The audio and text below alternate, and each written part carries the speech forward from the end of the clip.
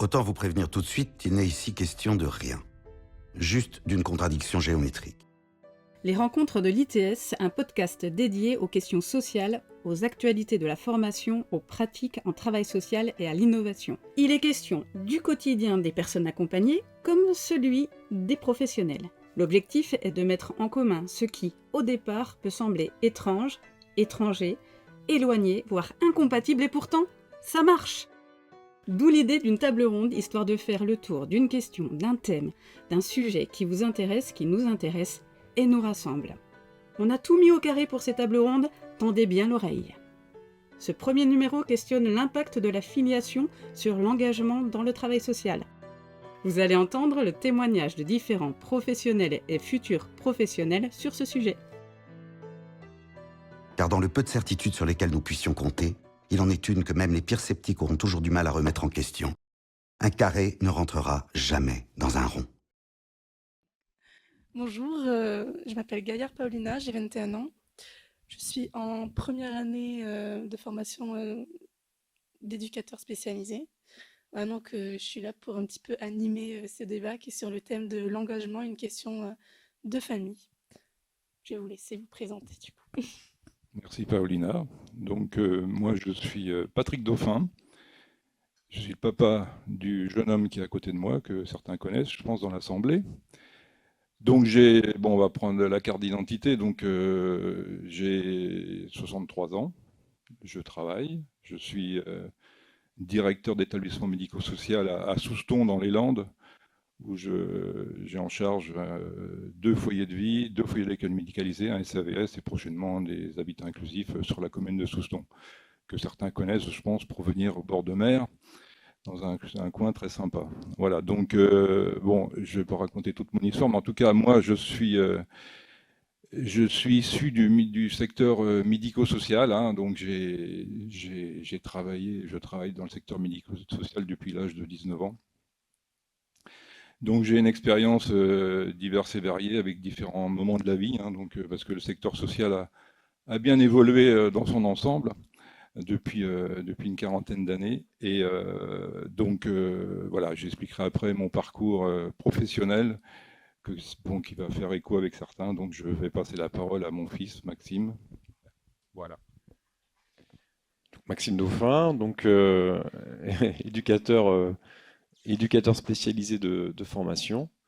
Voilà, et puis maintenant formateur à l'ITS, donc je vais faire plus court parce qu'effectivement vous me connaissez. Et je vais passer mon micro. Allez. Leia Bedani, 22 ans, étudiante en seconde année assistante sociale et actuellement en stage au SIAD de Coiraz. Je m'appelle Patrice Emmanuel, on dit son âge, j'ai 75 ans. Je suis le papa de Nolwenn et d'Aniza. D'Aniza qui est la maman de Leia, donc je suis le grand-père en fait. Voilà, actuellement je suis sur la création d'un spectacle qui se déroulera au Zénith le 19 avril. Je donne la date parce que je fais en même temps de la publicité. Lilou Ménian, j'ai 20 ans, je suis en 3e année d'éducatrice spécialisée sur le site de Mont-de-Marsan et je suis actuellement en stage au DITEP Gérard Forgue à Igon. Donc moi c'est Anouk Ménian-Forêt, 19 ans, la sœur de Lilou.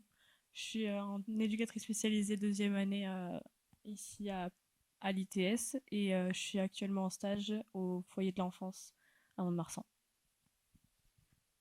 Merci. Donc comme première question, vous Patrick, pensez-vous pouvoir affirmer être né dans le social ? Oui, je suis né dans le social après une formation après un BEP, un bac électrotechnique. Et je suis né quand même dans le social parce que j'avais, dans mes jeunes années d'adolescence, travaillé en colonie de vacances à partir de 15 ans, centre aéré en tout cas. Mais en parallèle, j'ai toujours voulu travailler comme chauffeur de train. Alors je ne sais pas pourquoi je voulais être chauffeur de train, parce que j'adorais les trains passés dans la campagne. Enfin bref, mais en tout cas, j'avais aussi cette fibre sociale. Donc juste après mon bac F3, c'était un bac F3, j'ai tout de suite travaillé dans un ESAT, parce que voilà, j'ai eu l'occasion de voir un petit peu ce qui se passait auprès de personnes en situation de handicap. J'avais cette envie d'aller m'occuper des autres, voilà. D'ailleurs, à la sélection des sélections que j'avais passées, on me disait, mais c'est quoi s'occuper des autres? Donc c'était aller vers l'autre, aller vers la personne. Et donc j'ai commencé à partir de 20 ans dans un CAT, c'était CAT, donc j'étais moniteur d'atelier. Et donc c'est là que j'ai eu cette fibre de travailler dans le social, hein. Donc j'ai continué cette expérience sur une année ou deux. J'ai ensuite travaillé en maison d'enfants à caractère social en tant que candidat élève éducateur, parce que j'avais pas de formation encore d'éducateur ni d'AMP, d'AES à cette période-là. Et donc j'ai persévéré dans cette voie avec des populations quand même tout à fait différentes, hein, qui étaient des jeunes délinquants, des jeunes dans des cas sociaux, des jeunes en précarité, qui à une époque aussi avaient besoin aussi de repères, hein. Et donc voilà, et derrière ça, j'ai emmené toute ma petite famille derrière moi parce que j'étais marié, j'avais une première fille qui arrivait, Maxime qui est arrivé derrière, et donc il fallait aussi pouvoir assurer une pérennité financière au sein de la famille. Donc j'ai continué à travailler, je me suis formé en tant qu'AMP dans un IME, une formation à ce moment-là en cours d'emploi, où on était salarié et à la fois étudiant sur une durée de 2 ans. Et j'ai enquillé derrière la formation d'éducateur spécialisé dans le même établissement. Voilà. Et c'est là que c'est vrai qu'effectivement, l'anecdote, les histoires, c'était que on habitait dans des logements de fonction. Et la vie de professionnel faisait partie de la vie privée aussi un peu, parce qu'on était en interaction tous les jours avec les salariés, avec les résidents, et puis il y avait beaucoup d'actions qui se menaient au sein de ces foyers, de ces maisons, avec les écoles, avec les enfants, avec nos enfants, l'arbre de Noël de la structure, c'était la ferme pédagogique de l'établissement qui accueillait les écoles, qui accueillait tous les gens du village, c'était le feu de la Saint-Jean qui était aussi un moment de rencontre. Et mes enfants ont toujours baigné, alors j'ai 4 enfants pour vous préciser, mes enfants ont toujours baigné dans ce secteur social et ont pris après cette fibre parce que ils sont dans les 4, 3 sont dans les métiers de l'enseignement ou de l'animation. Le dernier entre deux, bon, il hésite encore, il est en ce moment prof de philo, mais voilà, il a travaillé dans ce secteur-là. Et donc ensuite, bon, j'ai suivi ma voie en tant qu'éducateur. J'ai ensuite après voulu changer. Je suis rentré après chef de service dans une structure en Touraine, là, pour ensuite passer une formation de directeur, le CAFDES, la formation de directeur. Et donc j'ai évolué dans cette fonction-là. Et j'ai emmené avec moi mon fils Maxime qui même de loin me disait, bon, ta formation de directeur, c'est une formation de directeur, c'est pas forcément une formation d'éducateur, mais je le voyais quand même dans son regard, dans ses questions, en train de fouiller un petit peu ce qui se passait autour de ce secteur-là. Et Maxime s'est engagé ensuite, lui de son côté, dans une formation d'éducateur spécialisé, et dans laquelle on l'a aidé avec mon épouse à se former, puis aussi à se battre contre les difficultés, parce qu'il était sur Paris, et donc il fallait aussi l'aider moralement, et donc on l'a vu progresser je l'ai vu progresser en tout cas dans ce métier, pour le voir arriver après à continuer à travailler auprès de populations aussi, lui aussi difficiles, hein, des mineurs isolés, maisons d'enfants à caractère social, voilà, et donc on s'est retrouvés, et sa progression, je l'ai suivi. Il a passé un master sciences de l'éducation pour finir l'an dernier sur un doctorat en sciences sociales. Et pour moi, c'était une fierté de le voir pas finir, parce qu'on continue toujours dans la vie, de continuer avec porter le flambeau de la famille, de l'engagement familial. Et ça, c'était une belle chose. Et voilà. Et donc, pour finir, mes autres enfants ont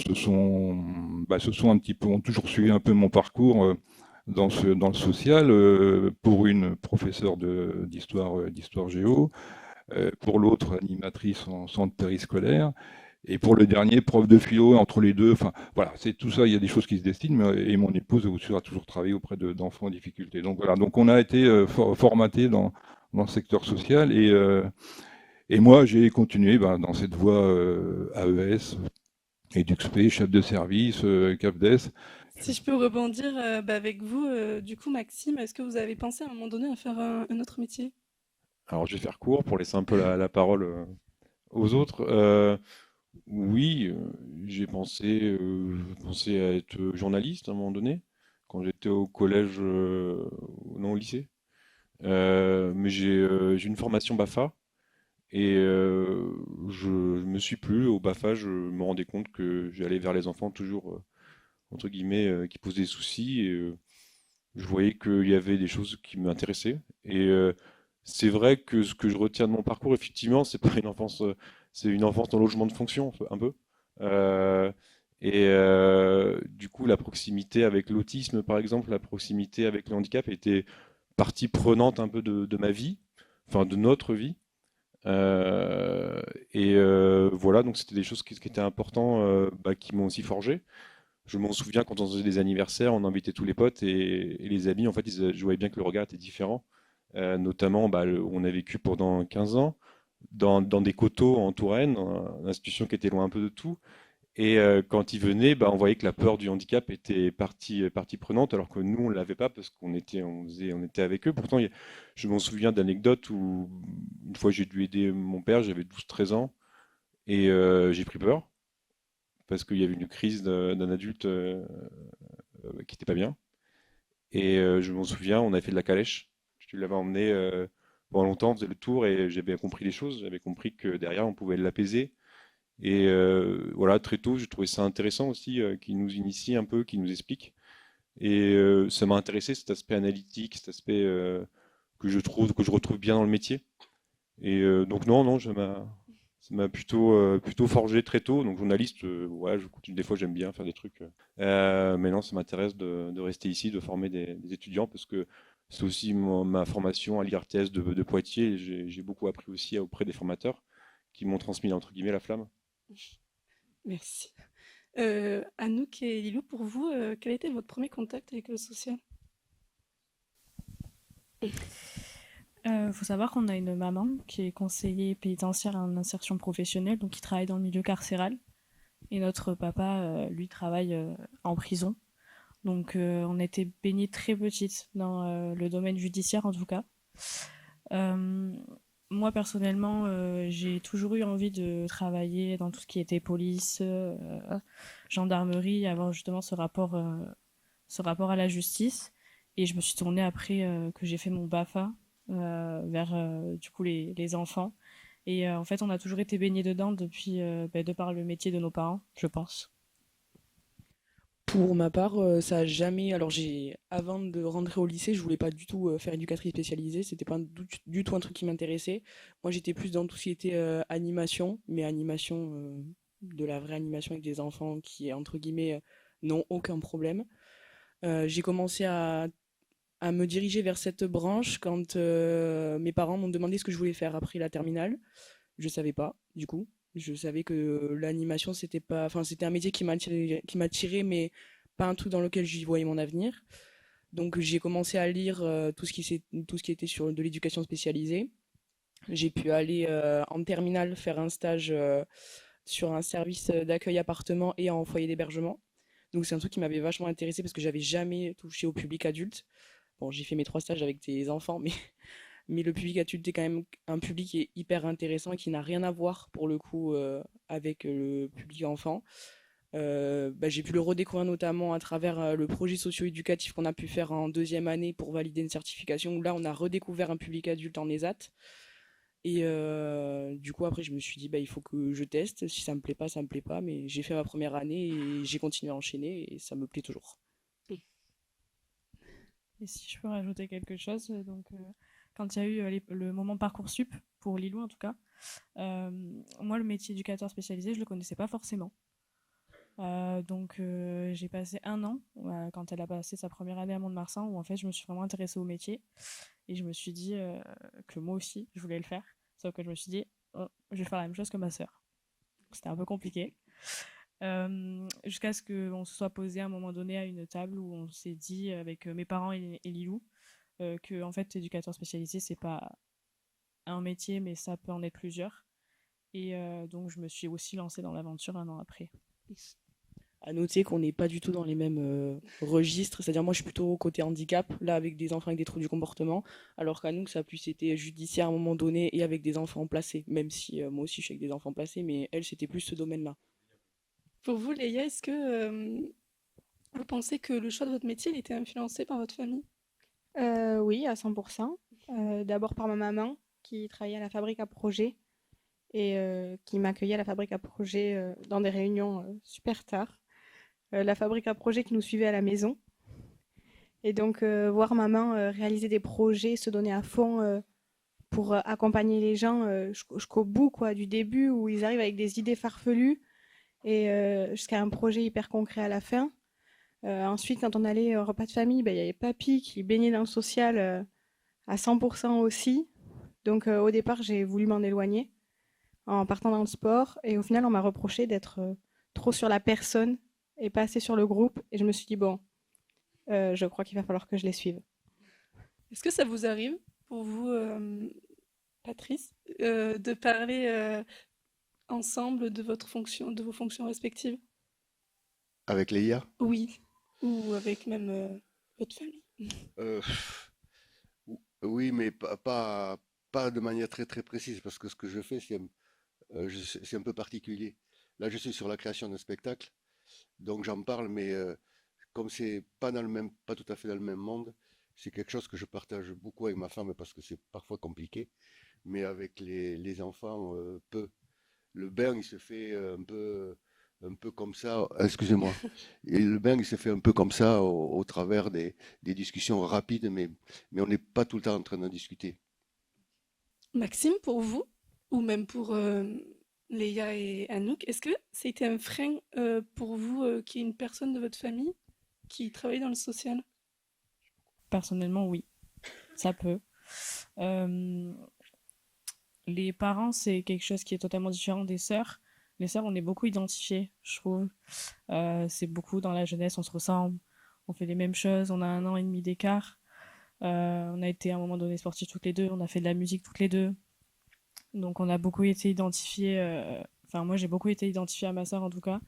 Et donc ça peut être un frein, je pense, dans la, la confiance que je vais y mettre dans mon travail et est-ce que je fais la même chose ou est-ce que je fais quelque chose de différent. Donc moi c'est sur se poser la question soi-même, pas dans l'accompagnement, dans se poser la question. Moi, je dirais que ça n'a pas du tout été un frein.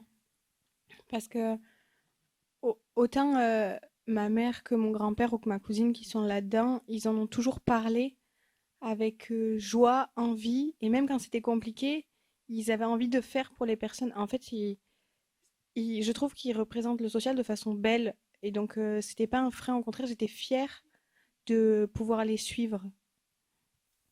Alors moi, c'était un peu des deux, parce que je me suis vachement inspiré d'éducation familiale. Après, j'ai subi quand même l'idée du déterminisme. Je l'ai subi en concours à l'entrée quand j'étais j'étais à l'ITS de Pierre Bourdieu, n'importe quoi, à Tours, excusez-moi, où j'ai fait un entretien. Il y avait une psychologue et un formateur. Je crois que c'était aussi, c'était trois. Je sais pas qui était l'autre, je me souviens plus. C'était longtemps. Et la psychologue avait insisté sur le fait, j'avais expliqué mon parcours, que du coup il y avait déterminisme, donc du coup j'étais pas entre guillemets motivé pour rentrer à l'école et j'avais été recalé parce qu'elle avait insisté. Puis bah moi avec le stress, bon, on a tous connu le stress des concours, bah on perd un peu ses mots et ça m'avait marqué. J'avais aussi fait un entretien dans un centre pour faire un apprentissage et ils étaient revenus sur cette question-là. Je comprenais pas. Voilà, donc ça m'avait un peu ça m'avait mis en difficulté à ce moment-là. Et j'ai compris que ça pose des questions. Voilà, donc j'en ai pas mal discuté quand j'étais étudiant à mes formateurs et ils m'ont fait expliquer, voilà, j'ai mis des liens avec l'analyse, avec Bourdieu et tout ça. Puis après, je me suis construit quand même professionnellement. Je suis allé à Paris, j'ai essayé qu'on essaye comment dire, d'être dans deux territoires un peu différents pour que je me construise aussi un petit peu. aussi que je vois aussi selon 6 mois, voilà, que je me conseille un peu professionnellement, tout en gardant un lien parce qu'on discute pratique, on discute de nos métiers, on discute de nos expériences, mais j'ai aussi eu le besoin à un moment donné, entre guillemets, de sortir un petit peu de ça, tout en restant bien sûr dans le social. Et justement, ça vous arrive de vous confier des fois avec vos proches, votre père, votre sœur, de certaines situations? Moi, oui, beaucoup, auprès de ma maman et de mon papy, parce que je trouve qu'ils ont, comme ils connaissent bien le social, assez de recul pour me guider correctement ou assez de recul pour me faire me poser les bonnes questions. Donc, moi, oui, beaucoup. Moi, je peux le faire aussi avec ma maman, beaucoup, puisqu'elle touche beaucoup le social. Je le fais un peu moins avec Anouk, c'est vrai, mais parce qu'on se voit moins. Pendant un moment, je l'ai beaucoup fait avec ma mère. Tous les soirs, je lui ai raconté ce qui se passait de A à Z dans la journée. Et j'ai décidé à un moment donné d'en parler à Maxime, de dire que je disais beaucoup de choses à ma maman. Et en fait, c'était pas forcément quelque chose qui m'apportait au final énormément de raconter toutes mes journées de A à Z, de comment ça se passait, de ça, j'avais mal vécu ça, ça c'était super bien. Parce qu'en fait, je revivais carrément la journée et c'était presque plus négatif au final que positif. Donc maintenant, je trie ce que je dis pour me protéger aussi de moi, de ce que je peux faire, de ce que je peux dire et arrêter du coup de me remettre en question sur chaque chose que je peux faire au quotidien. Moi, à l'inverse, je me confie pas beaucoup sur ce qu'on fait. Et avec les loups, je pense que ça a été un choix aussi, parce qu'il est possible qu'on se frite souvent sur nos avis. Donc on a décidé quand on rentre à la maison et qu'on se voit toutes les deux, de ne pas parler de boulot, parce que ça peut être source de conflit. Donc je n'en parle pas avec les loups et j'évite d'en parler avec ma famille. Je vais répondre à la place de ma fille, Danitza. Parce qu'il se trouve que les métiers que j'ai fait, j'ai travaillé toujours dans le même endroit, c'est-à-dire l'agglomération paloise. Donc, de par mes métiers, je suis très connu dans un certain monde. Et chaque fois que Danisa disait, je m'appelle Danisa Manuel, ah, vous êtes la fille de Patrice. Et au bout d'un moment, Danisa commençait à dire, bon, ça commence à être lourd parce que j'ai aussi ma propre existence. Et c'est vrai que pendant un moment, il a fallu qu'elle prenne un peu de distance pour dire, oui, moi, j'ai aussi ma personnalité et effectivement, j'ai besoin de prendre cette distance-là. Après, le bain, il est à la fois par les échanges, mais il est aussi par le fonctionnement. Quand Léa dit qu'elle accompagnait Danisa, Danisa et Nolwenn m'accompagnaient, moi, quand j'étais au Franca. Parce que la Franca, c'est un engagement énorme. Et donc, effectivement, les week-ends, les vacances, etc., j'étais en stage et elle venait avec moi. Alors, nous, c'était plus. Enfin, c'est vrai qu'on discute un peu de nos pratiques, mais on fait bien la séparation quand même. Enfin, on arrive quand même à. Pour le coup, on arrive à couper. Malgré le fait que là, il est en logement de fonction et que. Donc, il est au foyer lestant et les personnes en situation de handicap ils sont là. Donc, des fois, on va les voir, on discute, mais on arrive quand même à couper et à parler d'autre chose. Ça, j'ai appris ça aussi, comme on était formé éducateur, la posture. Hop, le soir, on essaye de parler d'autre chose voilà, ça fait du bien de discuter aussi, d'avoir une vie de famille. Et même quand on était plus jeune, donc ils nous emmenaient des fois dans les centres, mais derrière, on faisait autre chose aussi, quoi. On n'était pas là, ils nous enseignaient pas ce que c'était éducation spécialisée et tout ça. C'était vraiment de l'immersion. Voilà, je sais qu'il y avait, je me souviens, on faisait du tennis dans le centre, choses comme ça. On n'était pas là à faire des ateliers éducatifs, nous, on était des enfants.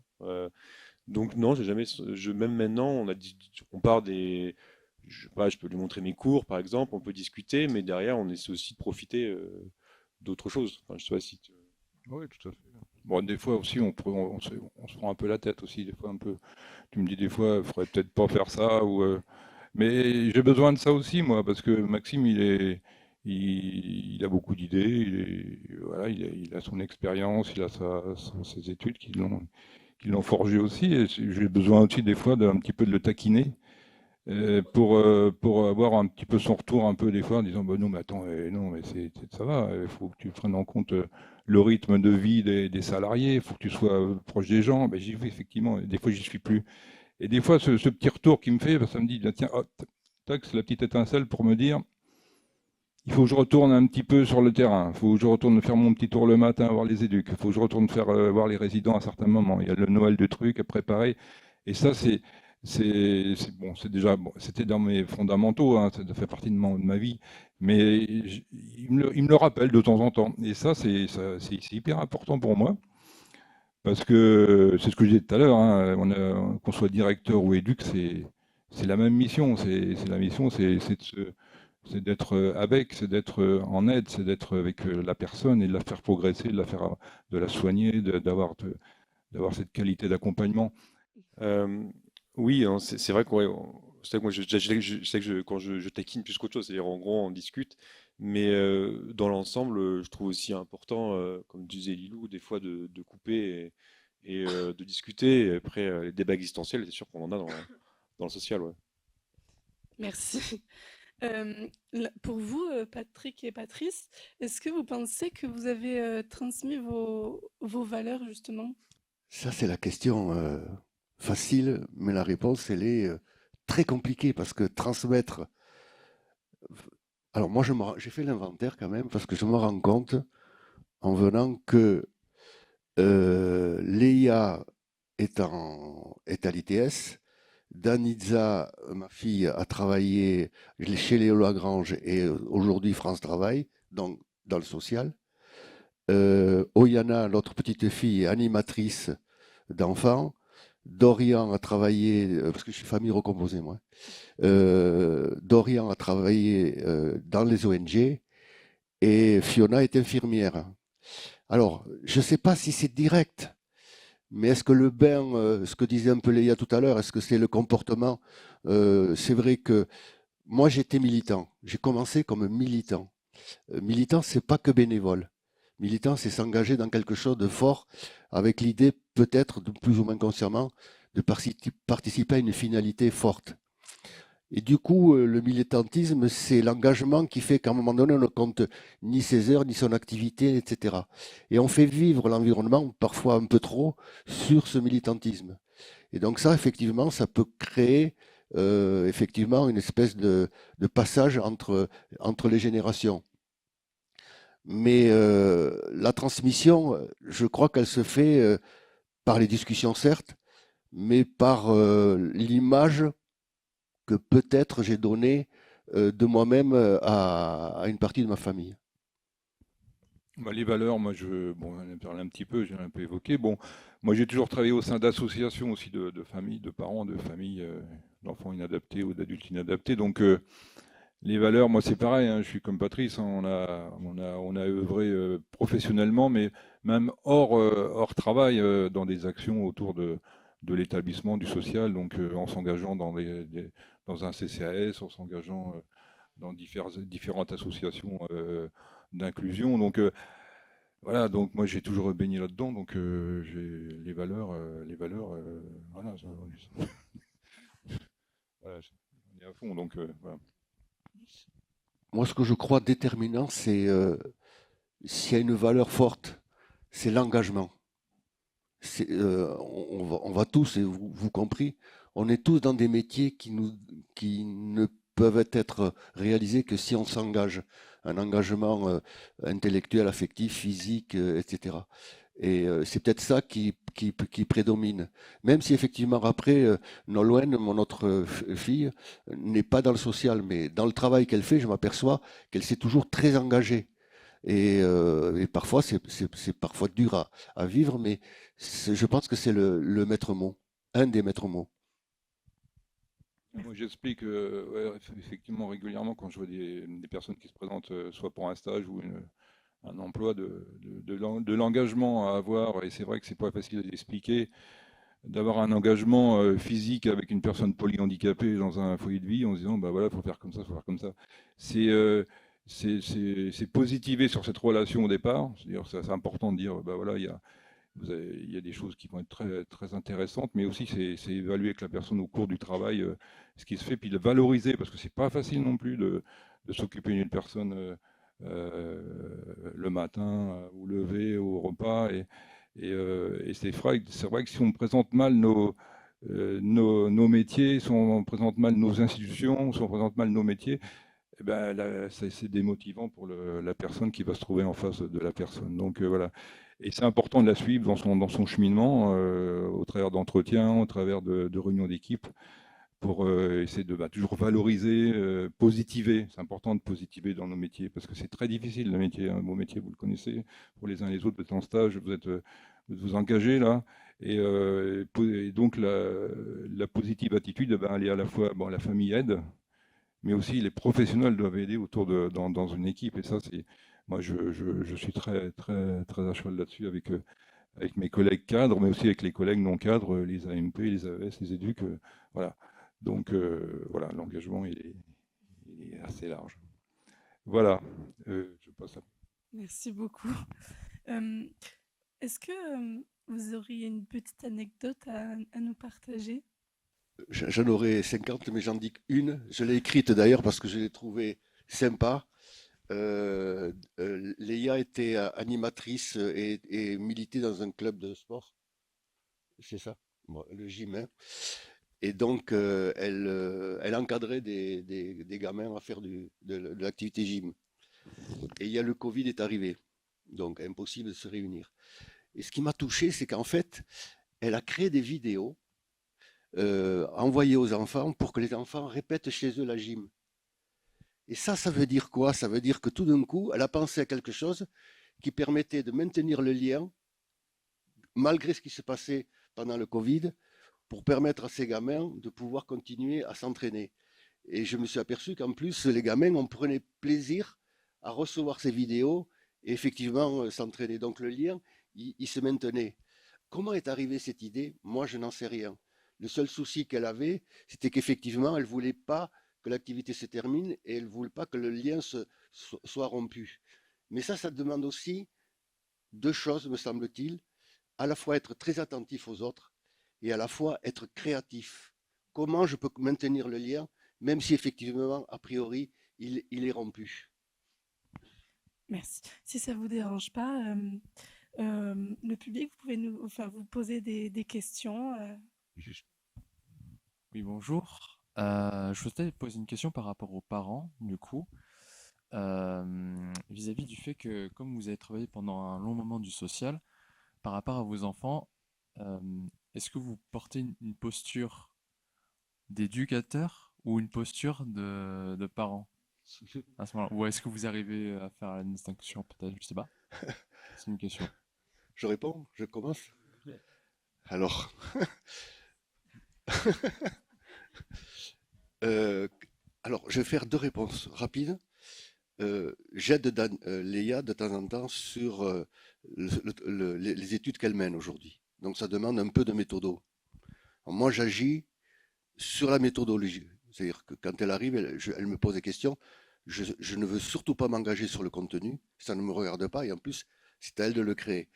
Donc quand je bosse méthodo avec elle, je suis certes le parent, mais je suis celui qui est effectivement un peu rigoureux dans la façon d'avancer sur les questions posées.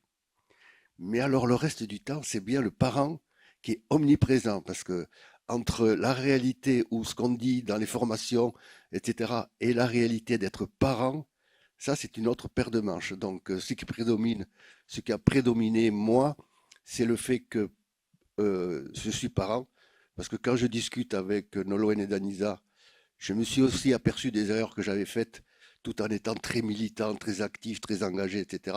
Et parfois aussi, c'est compliqué pour les enfants parce qu'ils peuvent se dire, mais ils s'occupent beaucoup des autres, mais nous, qu'est-ce qu'on devient?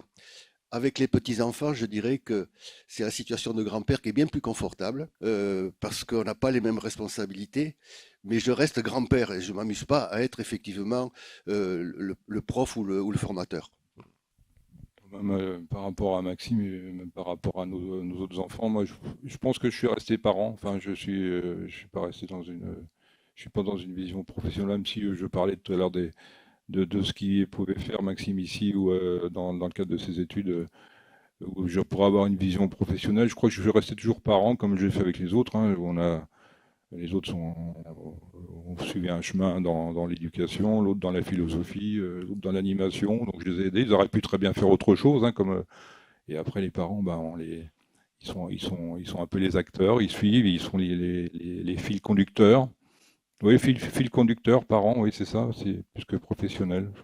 Oui, et puis pour mettre un peu de contexte, on a aussi on a un frère et une sœur qui ont été adoptés, qui vivent d'Inde, et qui sont arrivés, qui avaient 5 et 7 ans.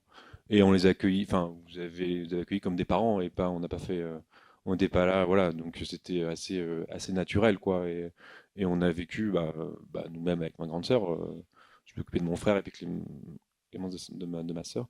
Et on était dans un climat, voilà, très familial, quoi. J'ai pas, pour répondre. Ils étaient la coqueluche, ils étaient tout petits, ils avaient 5 ans et 7 ans quand ils sont arrivés en France. Ils étaient la coqueluche d'un groupe d'adultes autistes. Donc ils arrivaient, c'était la fête. Sur ce moment-là, les éducs disaient là ça va, ils font de l'animation et les adultes autistes changeaient de regard. Enfin, c'était marrant. Bon, voilà, bon, c'est une anecdote, hein, mais je voulais pas en parler, mais tu en as parlé. Voilà. Mais on était des parents, donc j'arrivais avec mes gamins. Comme j'avais pas l'étiquette directeur ou chef de service à ce moment-là.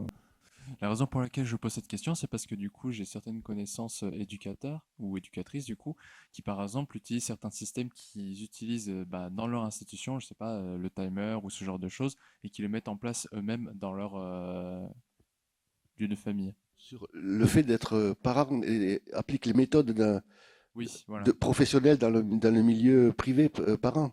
Oui, ça existe, c'est pour ça Ouais, que je ça demandais la existe, oui. question. Voilà. Mais alors là, pour le coup, entre la théorie et la réalité, il y a un monde. Je vais prendre un autre exemple sur le plan professionnel. La question du harcèlement, c'est la question effectivement du fameux triangle là, je suis terroriste, victime et puis sauveur. La théorie, c'est le triangle avec la personne qui est là au milieu et qui reste dans cette espèce d'araignée malsaine qui fait qu'elle n'arrive pas à s'en sortir et le harceleur est là. Ce que je vous explique, intellectuellement, c'est parfait. Mais vous remarquez que dès que la personne est là au milieu, quelle que soit sa connaissance, elle le vit complètement différemment. Alors je ne fais pas l'analogie avec la famille, mais la relation familiale, elle est de notre ordre. Elle est toute l'histoire qui s'est passée depuis la naissance des gamins. Donc, ma famille, ma femme, on n'a jamais appliqué les techniques. Par contre, quand je travaille avec Léa ou en tant que grand-père, j'aide aussi les petites filles de temps en temps sur les devoirs, j'essaie d'être méthodique, mais c'est le père qui agit ou le grand-père qui agit. Non, je n'applique pas. Moi non plus, je ne transpose pas. Hein. Je ne transpose pas les méthodes qu'on peut du travail à la maison. Même des fois, je dis à Maxime, il ne faut surtout pas faire ça. Je pense à certaines méthodes comportementales qui sont dans l'air du temps actuellement, là. Et de dire non, il ne faut surtout pas faire ça. Et c'est aussi lui dire, voilà, bon, on n'en parle pas, mais on en parle. Enfin, c'est pour, voilà, c'est pour. Voilà. Donc, non, on reste dans une relation normale. Voilà. Moi, je veux bien rajouter un petit commentaire là-dessus. En l'occurrence, je suis Danida, du coup, la maman de Léa. Effectivement, je pense qu'on ne transpose pas, et je pense que il vaut mieux. Je pense que c'est un système de protection aussi. Le cocon familial reste le cocon familial avec ce qu'on essaie d'appliquer. Par contre, malgré tout, et moi je le constate aussi dans mon métier tous les jours, ce qu'on se transpose, c'est des valeurs. Je pense que les valeurs qu'on porte à la maison, c'est les valeurs qu'on porte aussi dans nos métiers. La mise en mouvement, la dynamique, ne pas perdre des points d'étape, arriver à se construire en faisant des points à un moment donné pour savoir où est-ce qu'on en est et se permettre de continuer à avancer. Cette construction, un petit peu de méthodologie et d'organisation pour ne pas se perdre. Je pense que c'est quelque chose qu'on applique effectivement dans nos métiers. Mais moi, je pense que c'est quelque chose que j'ai appliqué avec mes enfants parce qu'en famille monoparentale, il fallait avancer, il fallait les aider à se construire. Je pense qu'aujourd'hui, Léa, c'est ce qu'elle recherche aussi quand elle rencontre son grand-père, c'est-à-dire cette méthodologie, continuer à se construire. Et je pense qu'en fait, on est porteur d'un engagement, porteur d'un investissement, d'un enthousiasme et de valeurs, et que en fait, c'est celui-là qu'on transpose en qualité de parent. Mais pas forcément la méthodologie qu'on peut appliquer tous les jours dans nos fonctions. Il y a une méthode que j'utilise par contre, c'est l'agenda. Voilà. Parce que curieusement, quand on est à la retraite et qu'on a continué à avoir des activités pas professionnelles, oui quand même, c'est que quand on est en activité, on est dans une unité professionnelle. Donc l'agenda, il se gère relativement bien. Mais quand on est à la retraite, on est sur multiples activités et activités familiales, là, l'agenda est absolument nécessaire parce que les rendez-vous, sinon, ils se mettent en place en même temps. Et je me rends compte qu'effectivement, je devais avoir rendez-vous avec Léa, que j'ai aussi un rendez-vous à l'extérieur. C'est le seul outil que j'utilise pendant la famille, durant la famille. Et juste, moi, je vous trouve tous très touchants, en fait. Oui, Florence Atapi, je suis formatrice ici à l'ITS, mais avant d'être formatrice à l'ITS, j'étais au Franca. Donc, je connais Patrice depuis très longtemps. Donc, merci Patrice, en plus de m'avoir fait basculer l'année dernière quand Leïla est arrivée. C'est-à-dire que souvent, les étudiants me parlaient de leurs parents. Maintenant, ils me parlent de leurs grands-parents. Donc, c'est très sympa, voilà. C'est là que je me suis rendu compte que moi aussi, j'avais pris quelques années. Vous avez tous parlé d'engagement, mais vous avez parlé aussi d'un engagement qui est très cher. Parce que Patrice, c'était le papa de 2 personnes qui sont à côté de moi, mais il a été aussi régulièrement, au moins, le tonton, le cousin de tout plein de gens qui sont à Pau et qui ont fait toute leur carrière dans l'animation en particulier. Donc voilà, et je trouve que cet engagement, il est au-delà de vos questions familiales. Il va toucher des tas de gens qui fonctionnent aussi auprès de vous. Maxime, quand on s'est rencontrés, on s'est bien dit qu'on venait de l'éducation populaire tous les deux. On s'est de suite reconnus. On n'a pas eu besoin d'utiliser beaucoup de mots. Vous avez tous parlé du fait que vous avez fait de l'animation, par exemple, et que ce sont aussi des familles qui, des fois, sont hyper pesantes et vraiment, qui peuvent être vraiment pénibles à certains moments. Mais c'est des familles aussi qui nous ont un peu tous élevés. Et je trouvais que dans vos témoignages, très touchants, il y avait cette dimension-là aussi d'une famille assez élargie et qui qui partageait des valeurs et qui pouvait aller bien au-delà de vos cocons, comme tu l'as appelé, Danitza. Ouais, parce qu'après, on s'est connus aussi avec Danitza, après on a connu Patrice, enfin, bon, bref. Et quand on raconte Léa, après, on se dit, tiens, c'est vrai qu'on est sur un territoire assez petit, où on se connaît tous plus ou moins, hein, mais il y a quand même cette transmission qui vient bien au-delà de vos familles aussi dans ces questions d'engagement. Merci. Merci Nathalie Grenier, responsable de formation à l'ITS. Je me permets de rebondir sur ce que vous avez dit tout à l'heure, Patrick. Vous avez précisé à plusieurs endroits d'ailleurs que quand Maxime s'est formé, il s'est confronté à finalement quelques difficultés. Paris, première difficulté, et le public ensuite, où effectivement il y a eu quelques situations, je pense, difficiles qui ont été évidemment dépassées. La question, je vais la poser à Anouk et Lilou, si vous voulez bien, c'est est-ce qu'à un moment donné, il y a eu, quand vous vous êtes décidé à rentrer dans ce métier, il y a eu de la part de vos parents un souhait de vous éloigner, de vous dire attention, ça va être compliqué, c'est un choix que vous faites mais qui est difficile, et d'essayer de vous écarter, ou en tout cas de vous prévenir de ça. Alors, moi, quand j'ai décidé du coup de m'être éducateur spécialisé sur Parcoursup, mes parents étaient très contents, surtout mon père, qui voulait que je sois dans ce truc-là parce que la fac, c'était pas du tout mon délire. Et ma mère, elle était très contente aussi, mais avec un peu de réticence en disant attention, par exemple, premier stage, le public en CEF, c'est hors de question que tu y mettes un pied. Tout ce qui est dans la justice, c'est hors de question que tu y mettes un pied tout de suite parce que j'y suis déjà et je vois comment ça fonctionne. Bon, mon père l'a suivi sur cet avis, mais du coup, c'est vrai qu'il n'y a aucun des 3 stages que j'ai fait avec le judiciaire et pour l'instant, je compte pas m'y diriger. Mais là, pour le coup, c'est sur une branche très spécifique du social. Donc oui, à ce niveau-là. Moi, ça a été une réaction totalement différente. On m'a dit ouh là là là là là là. Quand j'étais petite, j'étais une grande éponge émotionnelle, donc ça a fait peur à mes parents que je veuille me diriger là-dedans. J'ai bien changé depuis, ou alors je le montre un peu moins, je sais pas. Mais surtout que moi, je suis arrivée avec toutes mes ambitions et toute ma valise en disant je veux arriver dans le domaine judiciaire. Donc là, j'ai commencé à faire peur à ma famille. Ils ont dit qu'est-ce qu'on a fait? Est-ce qu'on t'a conditionné à aller dans cette branche? Donc voilà, il y avait plein de craintes. J'ai dit que j'allais tout essayer. Bon, j'ai fait mon premier stage dans un IME, donc ça, je pense que ça les a un peu rassurés. Et après, je suis partie du coup dans le domaine judiciaire, donc ça les a fait un peu moins rire, je pense. Et au final, oui, il y avait de la réticence. Après, ils ont vu que moi, c'était un domaine qui m'épanouissait beaucoup. Je leur ai expliqué mes motivations, pourquoi je voulais faire ça. Je leur ai aussi dit merci, parce que c'est grâce à vous aussi. Et, euh, et puis moi, depuis petite, hein, tout ce qui est domaine judiciaire, j'ai toujours voulu y aller. Donc, on te retient un peu, mais on te lâche quand même. Et puis, donc ça a été deux réactions totalement différentes. Après, ils ont été très contents aussi de se dire que quand on a eu la discussion avec Lilou, que je me dirige dans le même milieu de l'éducation spécialisée. Donc, ils étaient un peu mitigés.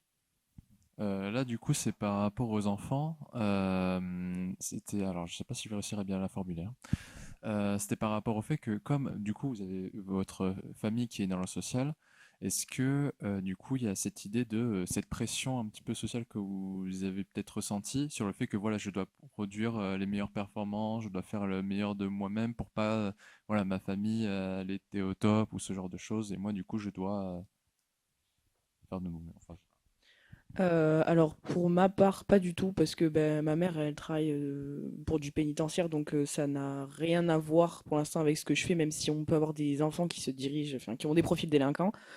Pas du tout, elle nous met pas du tout la pression, elle parle de son travail, mais il y a des choses qu'elle fait qui se rejoignent avec moi, ce que je peux faire, même si elle, du coup, c'est du public adulte. Mais non, elle nous a jamais mis la pression à aucun moment sur elle, ce qu'elle avait fait. D'ailleurs, elle-même se met la pression toute seule, donc elle nous la met pas à nous en tout cas. C'est vrai qu'on commence à lui mettre un peu la pression puisqu'on est rentré dans le métier.